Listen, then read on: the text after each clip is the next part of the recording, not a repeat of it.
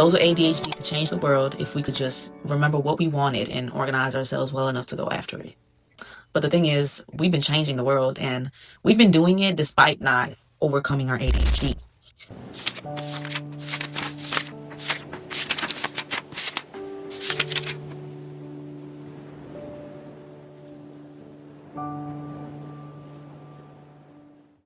All right, wormlings, we have now reached the final chapter of the How to ADHD book, chapter 13. We've made it. And so today we'll be talking about, can we change the world and have ADHD at the same time? I'm not gonna lie, like, a lot has happened since I first started reading this book, and I can't believe I done, finished this thick of a book. I don't know, if anybody has seen, that first video I posted, when I started doing Booktube, and like I hadn't read in years since I was a kid, and I started back up last year, 2024, and now I'm reading this thick ass book. I still can't believe I did it. I struggled. I did. I'm gonna be so for real. I struggled. But and honestly, I will admit that there's like some pages left that haven't been finished, but it's more so like little stories and some anecdotes and advice left by the author that you can read when you go buy her book. She also has a lot of I think she had QR codes and things that you can hands-on things, like worksheets and stuff. Does that make sense? That's what is also left that I have to take a look at, but that's for me to do, on my own, on my personal time. And you can get a peek at that too when you go get her book. Yeah. But without further ado, let's go ahead and start into it like we usually do, and dive into the author's opening thoughts. The author started her channel and her journey to self-empowerment with the goal that she could overcome her ADHD struggles. But eventually she understood that no matter what she has learned, she can't life hack the ADHD away. There's so many tools that we have learned about, and implementing these tools takes up time, energy, and other resources on a daily basis. It clearly shows us that it's not a simple task to try to use multiple tools every day for the rest of your life. And of course, the author, she was able to equip herself to function pretty well in this neurotypical world, but she realized that in order for these tools to truly function as well as it should, that they had to interface well with our environment, the same way that, things like electricity, sidewalks, and internet are built into our public infrastructures. Now, I say that example loosely, I'm using the example that she gave just because these things aren't genuinely accessible everywhere in the world either, but they should be, but you get the point that we're trying to make with this, right? Okay, good. So, it's only so much that we can change about ourselves and what we're capable of, but guess what? The world around us can also change too. Why? Because the world is made up of systems, and systems can be built, undone, and rearranged. Hell, you can use COVID as an example of how quickly we can change the way that we work, right? And, as she dove deeper into systemic issues, she eventually came across something called the social model of disability, which argues that disability isn't inherent to a person's medical condition. It results from living in a world that doesn't cater to the disabled needs the way it does to the non-disabled. And come to realize, systemic issues were the reason she even needed half the tools that she was using. And this isn't just the case for her. We can't opt out of ADHD, so why don't we create an environment that accounts for neurodiversity? And this is when she decided that it's time to change course from trying to overcome her ADHD to instead changing the world. Alright, so let's go ahead and further expand on these topics, right? So, as she set out on this new course, she quickly discovered that change was already in progress. There was even noticeable change that's been made from the inception of the channel itself. She also learned that her work had been a part of these changes, and that these changes are benefiting everyone. Individual empowerment contributes to systemic change. So the journey that you embark on for yourself also holds importance and makes an impact. Because how can you take a look at the big picture when you still haven't looked at the small picture that you're in? It's always there every day. You can't, escape it. It's right in front of you. Learning about ADHD helps close the self-discrepancy gap. Before she began to learn about ADHD, there was a big gap between the person she was and the person she thought and others thought she should be. And this gap is what made her feel inadequate. All of the tools and information she's collected is what helped her close this gap and allowed her to let go of unrealistic expectations for herself. It changed how she advocated for not only herself, but also how she interacted with the world. It's what helped her accomplish everything she wanted and do it more often. And ultimately, it allowed her to adjust her understanding of who she should be to be a lot closer to who she already is, while still moving forward to a better version of herself. And this is exactly what understanding ADHD has done for us all in the community. Individual empowerment has ripple effects. Through the work she has done of accepting and understanding her ADHD, talking about it openly, and sharing what had helped her, it created ripple effects that expanded way beyond her immediate audience. She created systemic change inadvertently. How? Well, because some of the people watching her used their influence to make an impact on their immediate communities. From a Scottish MP to a middle school teacher, these people went on to create their own ripples as well. And then it dawned on her that for every ripple that she found out about, there were many more that she had no idea even existed. Even looking at herself, she saw how she was affected by other people's ripples. And all of these ripples have converged and turned into actual waves of change occurring in pockets around the world. It shows us that not only is change possible, but we can make it real. I read through these stories myself of these people. It really made me feel emotional because every day we hear about human beings doing bad things all around the world. And it's just nice to hear when human beings are actually doing something good for the benefit of others, Phases of acceptance. Although there's been progress, I think a lot of us can attest to the fact that there are still people in our lives, whether they're friends, family, co-workers, healthcare providers, that still don't take ADHD seriously. Hell, even you might not take it seriously. And there's phases of acceptance that people go through when accepting themselves or when accepting others with ADHD. And this is modeled after the stages that LGBTQ plus people go through as well. I would know. I'm going to go ahead and read these phases directly from the book, okay? The first phase is anti, right? And this is a phase where one is in denial about the existence of ADHD or of you having it. The second phase is acknowledgement. So it's when you recognize that ADHD is real but still have misconceptions about the condition. The third phase is acceptance. And that's where you recognize that ADHD brains work differently from most and that those differences create real impairments. And you believe your experience of it. Fourth phase is affirming, where a person will ask you about your experience and listen to your responses and encourage you to get the support you need and offer accommodations. Last phase is the advocate phase, and that's where folks speak up for those with ADHD even when they're not in the room and offer support to those who have it without them having to ask. And when you speak up for yourself and what you need to others. There's some people who will reach the final phase, and there's others who will never make it there. But that doesn't mean that you should stop advocating for yourself and others even when you come across people at a different phase, because you never know if you'll be the person that sparks the motion inside of them or not. And that's just something that you're going to have to make peace with. The changes we're creating benefit everyone. Starting with open conversations about neurodiversity. The more conversations that happen, the more we normalize the existence and understanding of not only ADHD, but of all the neurospices. And in turn, our loved ones, employers, and friends can connect with each other about their role in supporting us as well. Improved care for ADHD adults. So we lightly touched on this subject earlier, so let's go ahead and expand upon it a little more. Adults with ADHD have always existed. We just went untreated, undiagnosed, and undersupported. And at the time of her writing this book, there were currently no guidelines on terms of treating adult ADHD. But There was also at the time a professional consensus going on about how people don't just grow out of ADHD.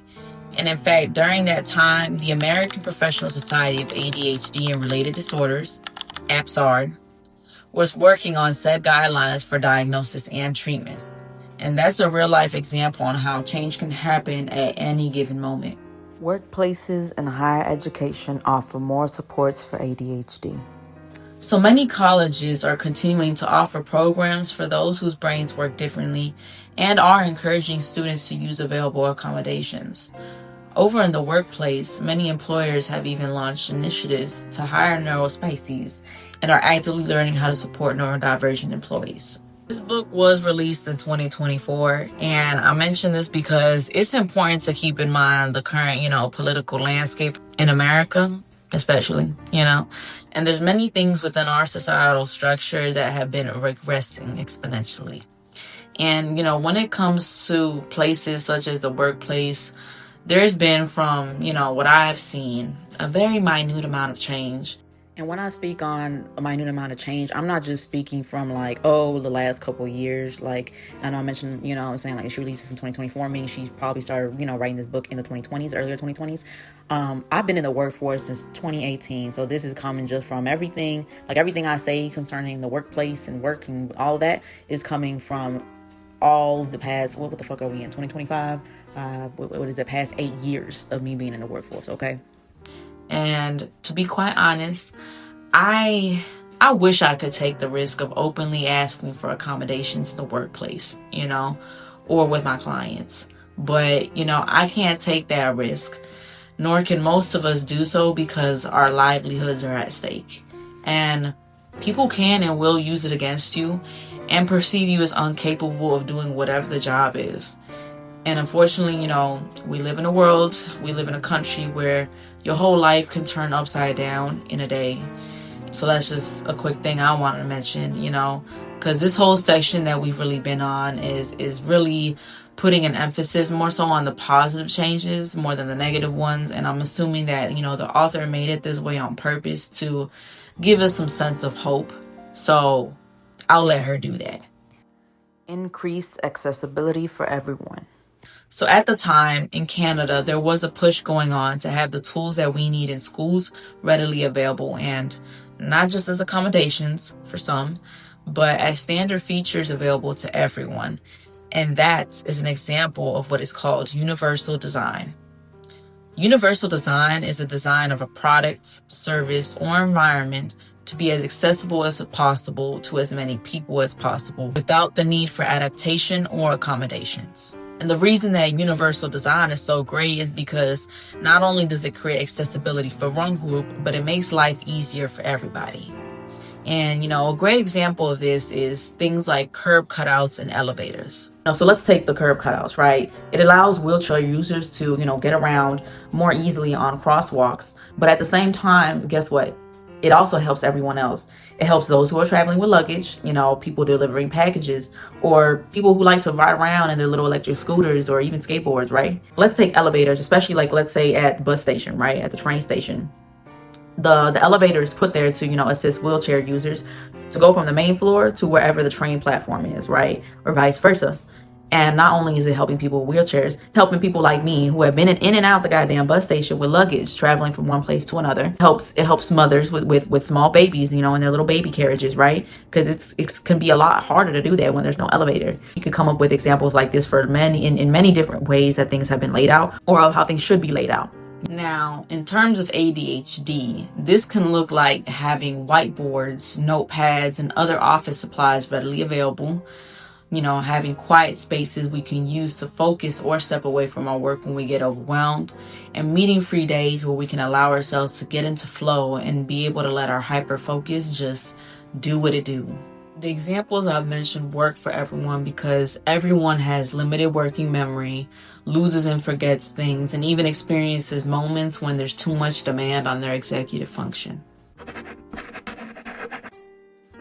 So there's a joke that has gone around in the ADHD community that says, those with ADHD could change the world if we could just remember what we wanted and organize ourselves well enough to go after it. But the thing is, we've been changing the world, and We've been doing it despite not overcoming our ADHD. And the reason we've been able to do it and continue to do it is by working with our brains, not against them. And by putting our efforts where we can create the most impact. So we're going to go over 4 tools that you can use to do so. And then we'll explore different ways you can go about it, as well as me giving my input here and there. We have a tendency to get discouraged more easily. So something that's important to remember is that change happens over time. And to be able to ride the roller coaster of time, we need to stock up on fuel. So we can go about this by keeping an inspiration for a rainy day file. Also, I know I got a bunch of stripes on me. I've been trying to like move the blinds every which way, and I kind of just accepted it. So today for this video, I'm gonna be a tiger or I'm gonna be a zebra, and we're just gonna have to be okay with that. Okay.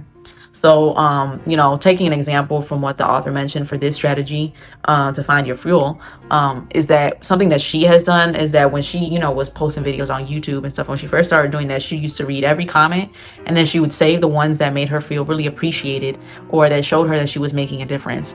And then she would go back and reread them, you know, on days when she was feeling like really discouraged or just exhausted, to, you know, help her keep going. And this is something that we can all employ, as well as, you know, tapping into our emotional why when we inevitably, you know, forget why we're doing this in the first place. You know, so keep that on hand, put it in a spreadsheet, you know, type it up in your notes, you know, why you're doing this, or do what she did and save all them comments and put it in a Google Doc. I don't know, something. Be the person you needed. It's gonna be a lot easier to, you know, push for the change that you're trying to see when you're actively thinking about what maybe you needed as a child or as a teenager or as an adult, you know, and push for changes or push for whatever it is that you're trying to do by keeping in mind what it is that you needed yourself back in whatever time or back in the present now, right? Spend some time ideating. This is one of our strengths, right? You know, we're great at coming up with new ideas, and sometimes it's good to just sit down and dream up, you know, be a dreamer, think of use that creativity that we're really good at having, you know, and dream up of what the future could look like if X, Y, and Z, and exactly how it can be structured. But as a person whose mission since I was a child has been to make some kind of impact in this world, you know, to help better humanity. I've been through a lot since then, since I was a kid. But, you know, in my heart of hearts, I still feel the same way.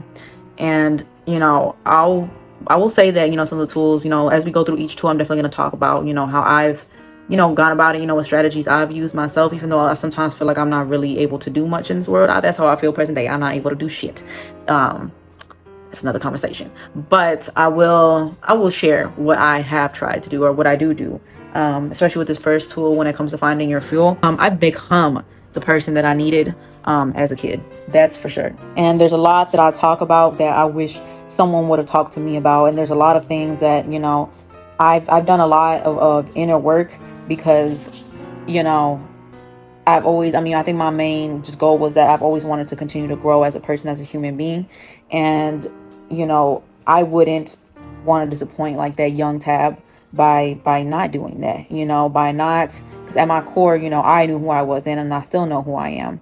And so I've definitely do that still. I am still the person that I needed back then. I'm the person I needed when I was a teenager, and I am the person that I need now. Maybe, you know, I would love a Tab with some money, but outside of that, another thing that I've definitely done a lot of is spending time ideating. Boy, have I done that. I've always been great at coming up with new ideas, fresh ideas. You know, that's like just thinking about how things could be different in this world. That's basically a fucking hobby of mine since forever. So it'd be hard to keep that fuel. You know what I'm saying? It do. One thing I've never tried is that first strategy. Because, I mean, you know, maybe I will. You know, maybe I do need to make a fucking spreadsheet of every time someone has said something encouraging. But it would basically just be a fucking spreadsheet full of my girlfriend, things that my girlfriend says to me. That's basically what I would have to title the fucking spreadsheet. You have to remember, though, that it's important to conserve your fuel. You know, changing the world doesn't mean trying to change it in every single way. You know, as people, it's already tiring enough trying to get by each and every day. You know, we all have stuff that we can control, stuff that we can influence, and stuff that's outside of our influence. So put your energy into what's inside of your sphere of influence. And remember to take breaks, because this is a marathon, not a sprint. Is that right? It is. Now, A side note, one of the brains in her community actually created a game called Soft Focuses to help non-neurodivergent people better understand what those of us with ADHD experience on a daily basis. And I don't know about you, but I feel like this is such a great idea. And I genuinely plan on checking it out, and, maybe y'all should too. And tell some neurotypicals about it, because that's fucking cool, Focus on what you want, not what you don't want. So, the operations director of her channel was learning how to ride a motorcycle, and she was given a piece of advice. Don't look where you don't want to go, you'll crash. And this is something that applies as well when you're pushing for change. So, let's go over some strategies, right? We can start by setting constructive goals, framing requests in the positive. Oftentimes, people don't respond well, and this is something that you learn in therapy too. Like, I just want to plug this in real quick, to use more I statements than you statements, and this is just me plugging it in, but this wraps in with this, where oftentimes when you need or want someone to do something, or you're asking for a request or something, they're more willing to do something when you frame it in a more positive way. So think of framing things in a less accusatory way, blaming way, pointing fingers kind of way, and try stay away from the you statements and try to lean more on the I statements. Like, I would love if you could, instead of you need to stop doing XYZ. That's basically essentially what we're talking about here. You don't always need to do that with everybody. Some people, I'm a firm believer in cussing some people the fuck out. Sometimes and also some people, they're just pieces of shit. They don't care about you at all. Respond to the people who add to the conversation. The author kind of gives the example about how early on in, her YouTube career, that, she would get, bad comments. And what she would do is she would, ignore them. She would delete them, or she would block the comments that weren't, moving the conversation forward. And it's not that, like, you need to block anybody who doesn't have the same opinion as you, but it's more so her being intentional about, like, I'm not going to allow anything that's not contributing at all to stay here, aka not don't feed the trolls. Don't feed them trolls. Some people, they just want to spew negativity. Some people, they're not there to have a conversation or to learn. Some people are just there to attack. Understand what I'm saying? Vote. Pretty self-explanatory, whether you're voting in an election or even voting with your dollars, right?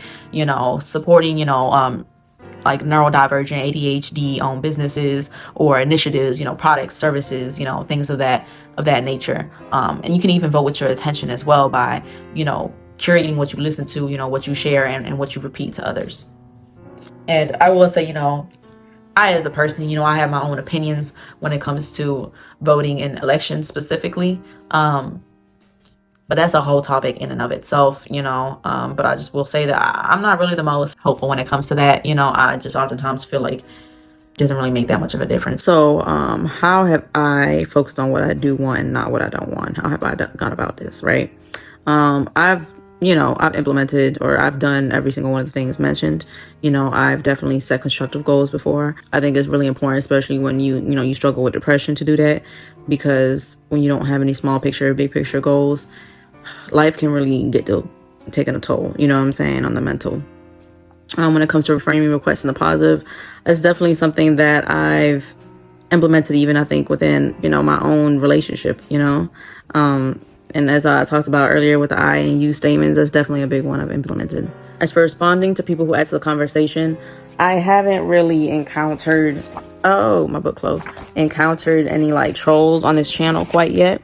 So I guess I could speak more so from like the space of like Instagram. I feel like I've definitely gotten some trolls on Instagram before, and I've definitely blocked, ignored some people where it's like they just literally just want to say some negative shit just to say it.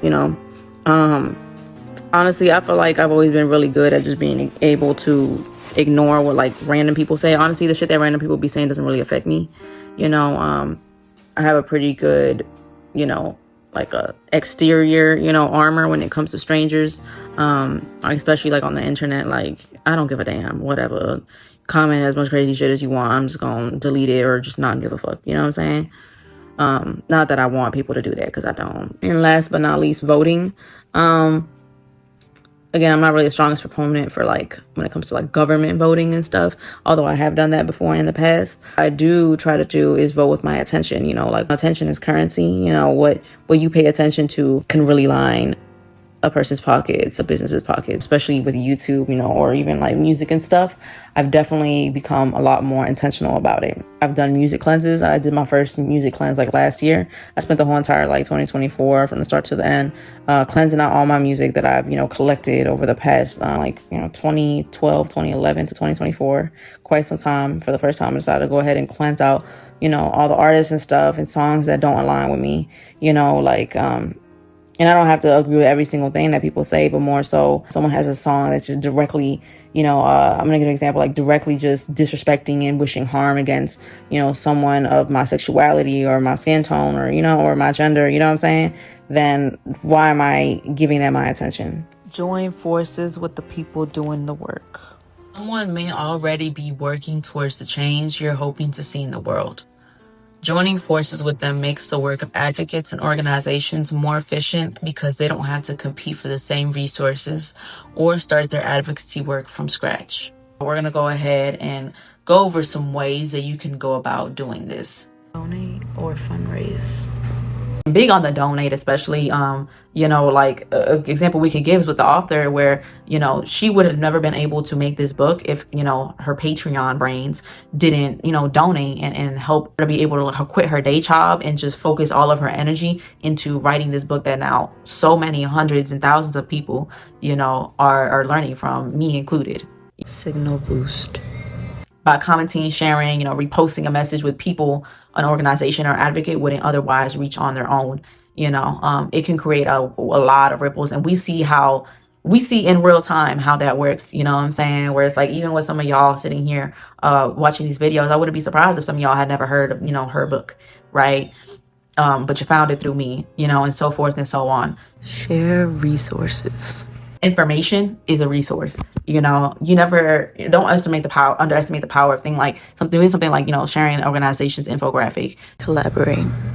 Although, you know, others may not tackle things in the exact same way you do it, it's about working towards the same goal. Apply this as needed, right? So for me personally, I kind of wish I could do this more often, you know, join forces with other people doing the work.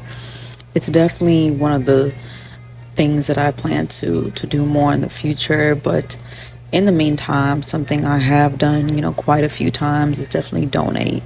I've donated to a few different causes, to name a few that I, you know, highly recommend that are doing great work, Uncultured, as well as Moneyless Society, and another one, the People's Forum.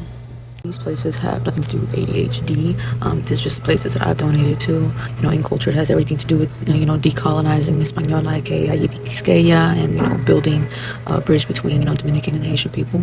And then you got Moneyless Society, which has to do with just deconstructing, you know, the idea of capitalism and just bringing forward better solutions for the world that don't have to do with capitalism. And then we have the People's Forum, and that one has to do more with bringing political education to the masses. So feel free to check them out, screenshot them. Definitely have done some signal boosting, especially on Instagram. I think that's probably the one platform I used to be a lot more active on. I'm not very active on it now, but I used to definitely do a lot of reposting and sharing, you know, other people's messages, other organizations' messages. I've done it with so many. Just, you know, trying to do my part and spreading awareness.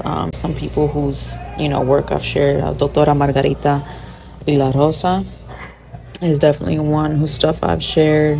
Taino Studies.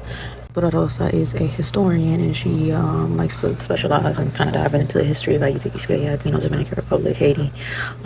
Her work is fantastic. I've taken a couple of her classes before. And then also Taino Studies. They also talk about, you know, the history of the island. Can you tell that I'll be very much informing myself a lot about, you know, my roots and what's not, and the history of my people. Can you tell? But yeah, I went to one of their festivals. It was great, very connecting. And if those are things that interest you as well, make sure to take a screenshot while it's on the screen, okay? As for sharing resources, you know, like sharing information, sharing what I know, I do that a lot. This one thing I'm gonna do is talk, cause I be storing so much information in my head. My girlfriend, she can attest to that. How I just be sitting here just imparting so much information of things that I have learned over the years all the goddamn time. Um, I don't have great memory, but at the same time, I don't know. ADHD.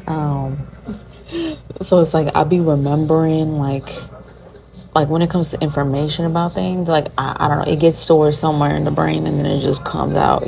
But the things that I would probably like to remember more often, not like maybe the day-to-day things are different, but very specific pieces of information, that's my strong suit. Yep.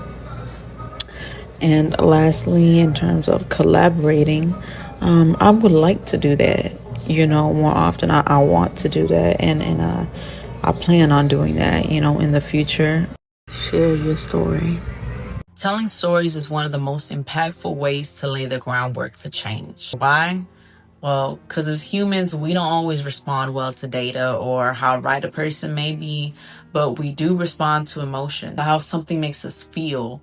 And this is something that applies, unfortunately, in both, positive and negative ways.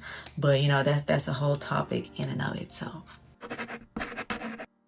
As you set out to change the world, it's important to remember that you're not always going to have the same perspective as someone else.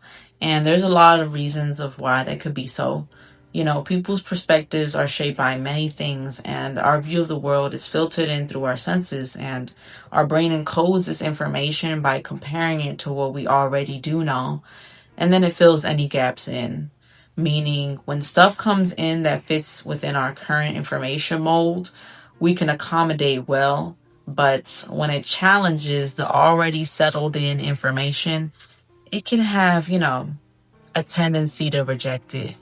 And some people even build fortresses around their perspective, so much so to the point where it will never budge. Something, though, that can make it easier for others to see what we see is connection.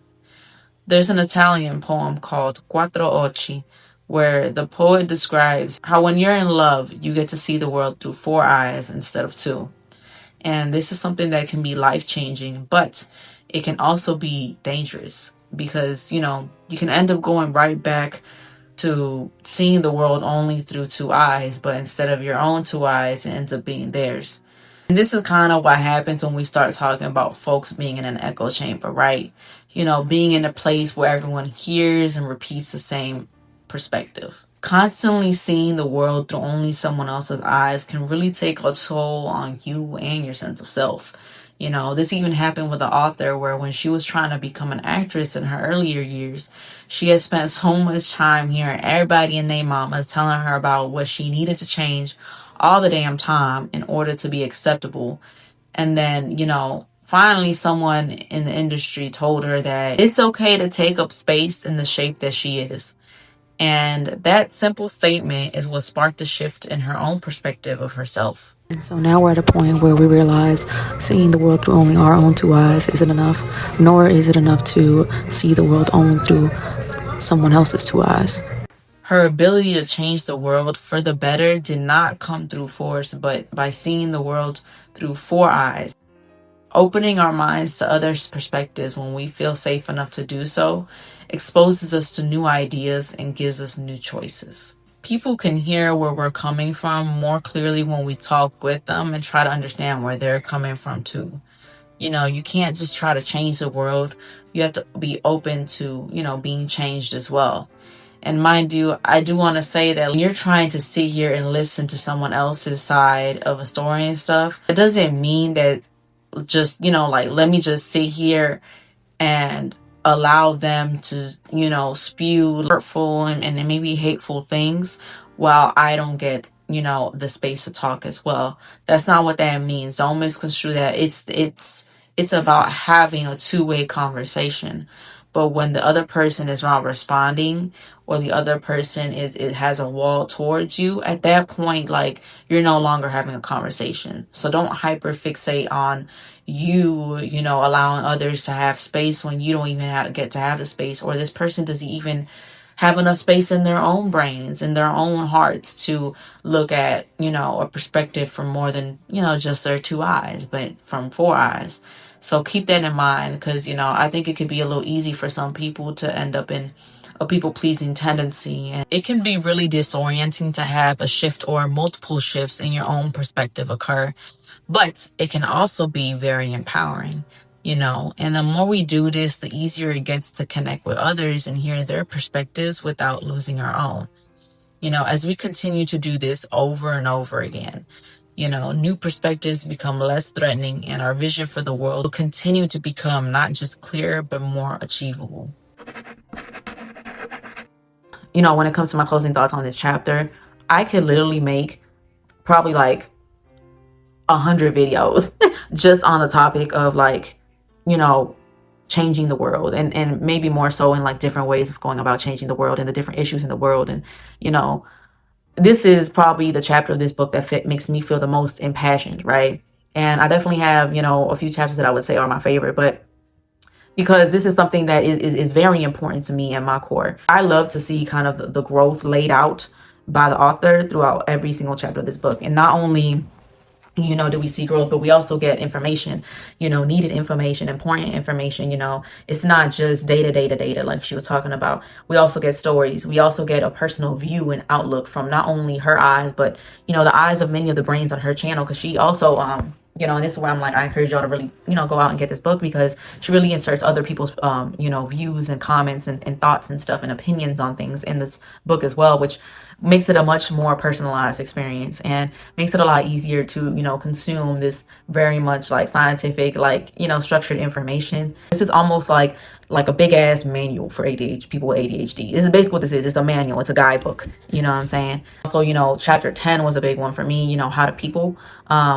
Just because I'm at a time where I do plan on trying to pursue friendships again in the future. And so that's one where I'm like, I definitely got to go back and go through all those, strategies and what's not.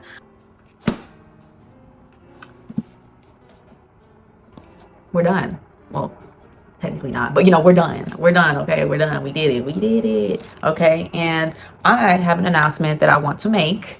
Now that we're done with the, going over the How to ADHD series, I want to announce Spooktober. Yay! What is Spooktober? Okay, so Spooktober, I'm gonna be releasing some Halloween-y, October themed videos, every week for the month of October. So tune in for that. That is coming up soon. You will see that come the first week of October. I'm really excited for this, after I think spending all these months, because I've been at this for months, kind of looking at the more technical side of things, with this series. I wanted to, I think it's perfect timing, for me to dive into the more fun, lighthearted things, because, something I want to make clear is that, for this channel, I want to dip into, I don't want to just box myself into one genre. And I guess here's where the ADHD comes in. This is just how I operate in my life in general, I want to dive into different genres of things, and I also just want to not only, learn and be on a more serious note, even though that's my vibe a lot of times, but I like to have fun too. So if you're looking to have a little fun with me in Spooktober, tune in. You can turn on my notifications if you want. You could do that. The next thing that I also wanted to do, I would like to hear some feedback, from you guys, some critiques, some constructive criticism, down in the comments, if you could, just on anything that you guys feel like I could improve on when it comes, to these videos, that I'm putting out. I know that I have definitely, this whole entire series, I've been looking at as kind of like a hands-on project that I've been, building, where I've been learning from each and every video on how to, just get better with this content creation thing. I would like to hear, from y'all. That doesn't mean be a rude little bitch. That's not what that means. Don't do that. Don't be a troll. I know with even this video, you guys will see how, things have improved, like my editing or my way of speaking and stuff. And come Spooktober, I say a lot, don't I? But I would really appreciate that. So thank you in advance. I want to go ahead and end off with a final question. And that question, if you can feel free to respond in the comment section, or just, respond to yourself. Do you want to make an impact in this world? And if so, what do you want to do? Marinate on this. It's a whole playlist I have created. If you just want to binge watch all the videos on ADHD and just, go through and learning about it. Most of the videos range from like 20 something minutes to like max one that was like 50 minutes. I will see y'all soon. Bye, y'all.